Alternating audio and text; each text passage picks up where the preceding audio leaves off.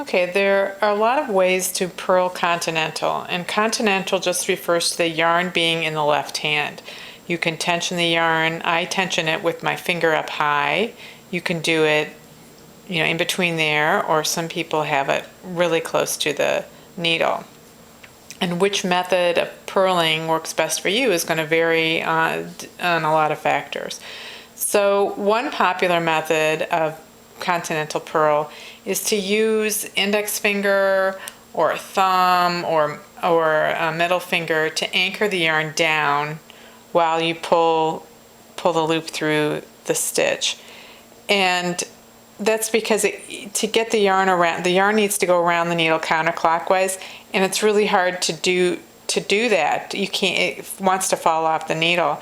So people hold the yarn down in order to get the stitch through. What I showed last week was that I use a right finger, some people use a thumb, to anchor the yarn when I pull it through. The yarn is still going around counterclockwise, and I'm coming through and I put my finger on and the tip comes around. This is very exaggerated. Normally I just go like this. Some people thought I was doing what's called a combined or an Eastern purl, which the yarn comes around the needle clockwise and you don't have to use a finger at all.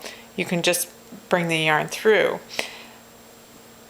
The difference is that the way I purl, the right leg of the stitch, and the right leg is the leg that's attached to the stitch to its right, hangs over the front of the needle. The Eastern or combined purl, you can see that the right leg is hanging over the back of the needle, and that means if you're knitting in the round, the next time you come to this stitch, you'll have to, if it's mounted like this, you'll have to enter through the back. If you're knitting flat, this is going to look like a knit on the next round or the next row, and you'll have to knit through the back because you need to push against this right leg in order to make the stitch untwisted. There's also, I've done a video on Norwegian purling, which allows you to keep the yarn in the back, and there's a little more needle manipulation.